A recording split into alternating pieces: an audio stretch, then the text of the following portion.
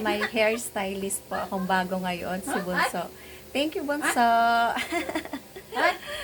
siya, yun, siya ngayon ang nag-ayos ng aking buhok. Thank you, thank you. Very supportive talaga sila. Hindi lang sa pagpicture at sa paggawa ng entry, kundi sa pagpapabeauty din. Yes. Thank you, thank you. Hello mga katiya! At ayan, sobrang late upload nga ho nitong video ko. At last April pa nga ho ito.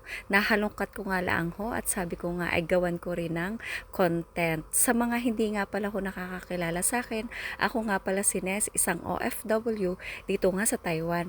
At tara, pupunta muna tayo sa Children's Amusement Park. Sa mga gusto hong magpunta, ganito ho yung pagpunta. Galing nga pala ho ako sa may Sinfong Station. Ayan, sasakay tayo ng tren na yan ho ay man-man tren lang, yung local train na papunta hong Taipei. Pero ako ho ay bumababa sa Banqiao.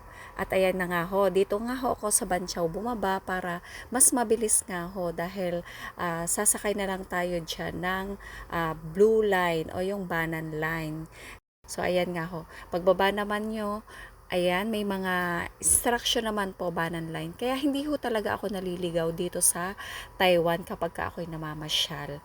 At ayan nga ho, sakay na ako dyan ng Blue Line. Tapos, baba naman po ako ng Red Line dahil sasakay tayo doon ng papunta naman sa Shilin. So, nag-transfer po ako galing Blue Line papunta sa Red Line. Madali lang po talagang magbiyahe dito sa Taiwan at sobrang komportable din naman nga ho at medyo luwag din naman ho yung mga MRT dito. Mabilis din ho yung biyahe kaya talagang tuwan-tuwa ho ako dito sa Taiwan kapag nagbabiyahe.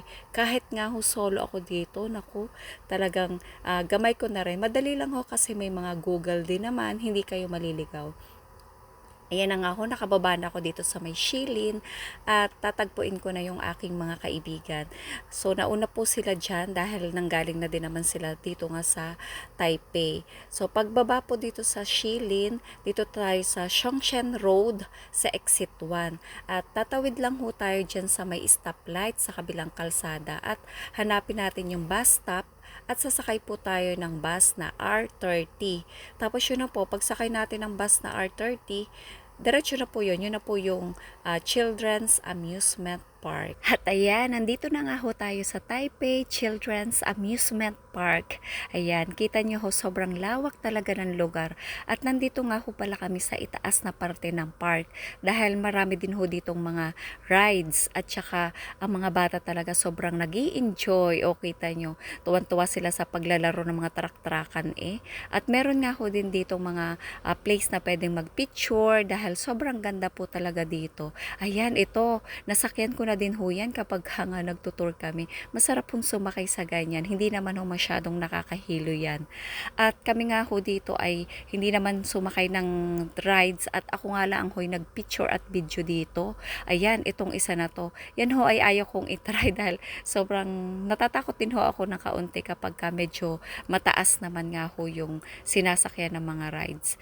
At lalo na nga ho itong bangka. Naku, nung ako ho'y nag-tour dati, sumakay ako sa ganyan. Naku, pagkababa ko ho, ako ho ay nahilo, kaya di na ako umulit. Mas gusto ko pa ho dito sa Ferris wheel dahil kalmado lang naman po yung paikot niya. Kaso nga lang, pinapaikot ka naman. Thank you for watching. God bless you all.